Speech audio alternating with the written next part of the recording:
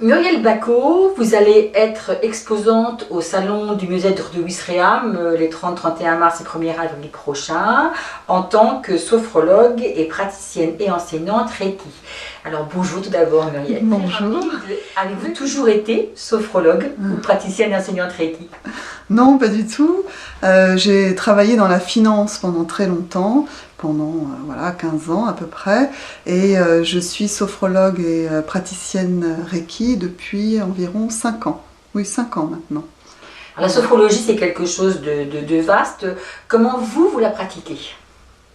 Alors la sophrologie, je la pratique en cabinet, en séance individuelle, en collectif, donc au centre socio-culturel de Ouistreham, 2 soirs par semaine. Et puis en entreprise également, je travaille beaucoup avec la Poste depuis 5 ans, depuis que j'ai commencé.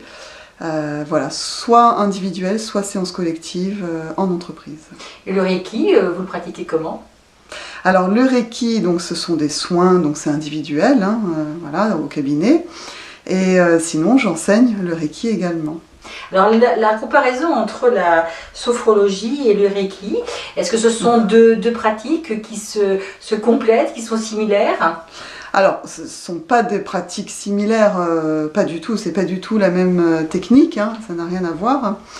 Mais ce qui m'intéresse, en fin de compte, le lien qu'il y a entre la sophrologie et le Reiki, c'est que la proposition est la même, enfin, quand on enseigne le Reiki, attention, la proposition est la même, c'est qu'on enseigne une technique que la personne va pouvoir pratiquer seule, de façon autonome, par la suite, chez lui, au quotidien. Voilà. C'est une pratique de tous les jours.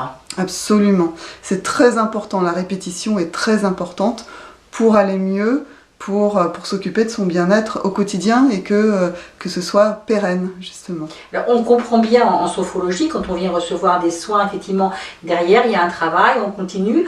En Reiki, quand on reçoit les soins, on a l'impression que bon, on le reçoit, c'est terminé. Par contre, vous me dites que vous enseignez le Reiki, donc ça veut dire qu'on peut recevoir des soins, mais on peut aussi apprendre à s'en donner. Absolument.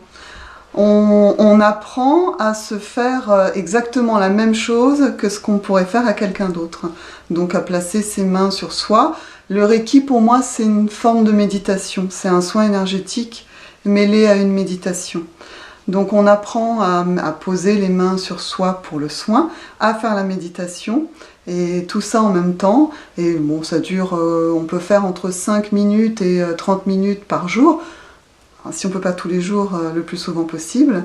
Et ça permet vraiment d'aller mieux, de faire quelque chose qui va agir sur le long terme. Que représente pour vous le mieux-être? Alors pour moi, dans mieux-être, pour moi, il y a une dynamique. C'est-à-dire que mieux, c'est plus que bien. C'est-à-dire que la personne est dynamique, est active dans cette recherche. C'est vraiment une recherche d'amélioration du bien-être. Voilà, c'est comme ça que je le définirais. On fait bien une différence entre le mieux-être et le bien-être. Voilà, c'est-à-dire que dans le mieux-être, c'est l'amélioration du bien-être. Donc j'essaye d'améliorer mon bien-être au quotidien et de le rendre pérenne. Il y a toujours cette notion de pérennité, exact. Vous avez mis en pratique des choses aussi pour aller mieux? Absolument, et je le mets en pratique tous les jours. Donc il faut mettre en pratique, oui. Même vous le faites. Bien sûr, et puis tous les jours, que ce soit méditation, sophrologie, Reiki, c'est tous les jours. Si j'ai pas le temps, c'est au minimum un quart d'heure, mais tous les jours de ma vie. Et je sens vraiment une différence entre l'avant et l'après. C'est vraiment. Eh bien, j'espère qu'on aura envie d'aller vous rencontrer sur ce salon. Avec plaisir. Je le pense sincèrement. Merci beaucoup pour votre participation et puis à très bientôt, Muriel. Avec plaisir, à bientôt.